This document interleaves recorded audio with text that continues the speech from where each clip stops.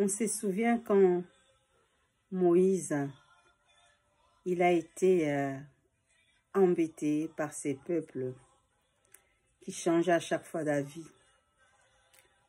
Dieu les bénissait, leur donnait de la manne et tout ce qu'ils avaient besoin dans le désert. Et quand il n'y avait plus rien, ils changeaient d'avis, ils ne voulaient pas. Mais Moïse a gardé son alliance avec Dieu.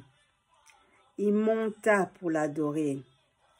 Alors que les peuples lui disaient de leur créer un veau d'or. Il ne voulait plus adorer les dieux d'Israël. Il voulait un veau d'or. Mais Moïse avait pris une décision de monter, adorer Dieu. Toi aussi dans ton ministère de louanges,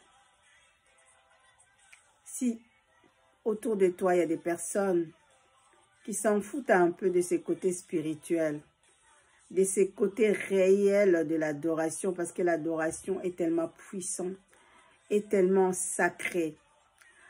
Mais il y a des artistes du gospel qui négligent ces côtés-là, où ils prétendent vivre les spirituels en profondeur avec les seigneurs. Mais quand tu donnes des concerts, on voit rien de ça.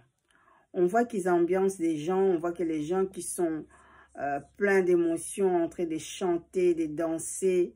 Oui, c'est vrai. Vous allez me dire, oui, mais bon, ils chantent Christ, le nom du Seigneur est quand même glorifié et élevé. Je ne dis pas le contraire. Mais, si par exemple dans la salle, il y a des gens qui ont la foi, il y a des vrais adorateurs qui adorent Dieu dans ces concerts, vous savez que la présence de Dieu peut se manifester et ça doit pas spécialement venir de celui ou de ces conducteurs de louanges, ces chantres ou de ces musiciens ou ces solistes ou cet artiste. Ça peut venir parce que Dieu, par la foi d'une personne, il peut changer les choses autour.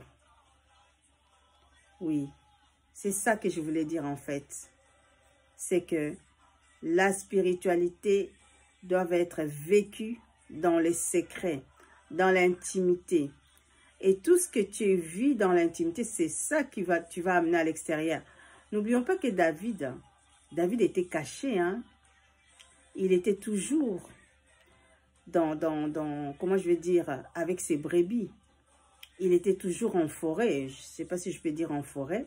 Mais en tout cas, il était avec ses brebis.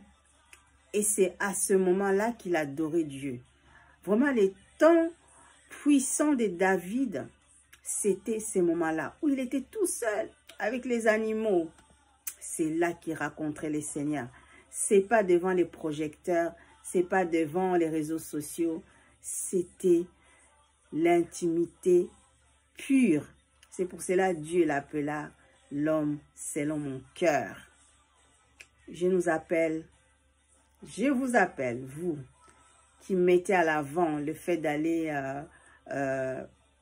en prestation, voilà, vous faire connaître à travers de votre ministère de musique, ministère des louanges. Vivez cachés dans l'intimité, dans l'adoration. Soyez des personnes qui savent adorer Dieu dans les secrets, premièrement, dans les secrets de ta maison. Même que personne ne sache que tu es un adorateur. Même que personne ne sache que tu chantes. Oui. Là, c'est réellement le lieu où naissent des vrais adorateurs qui adorent Dieu en esprit et en vérité.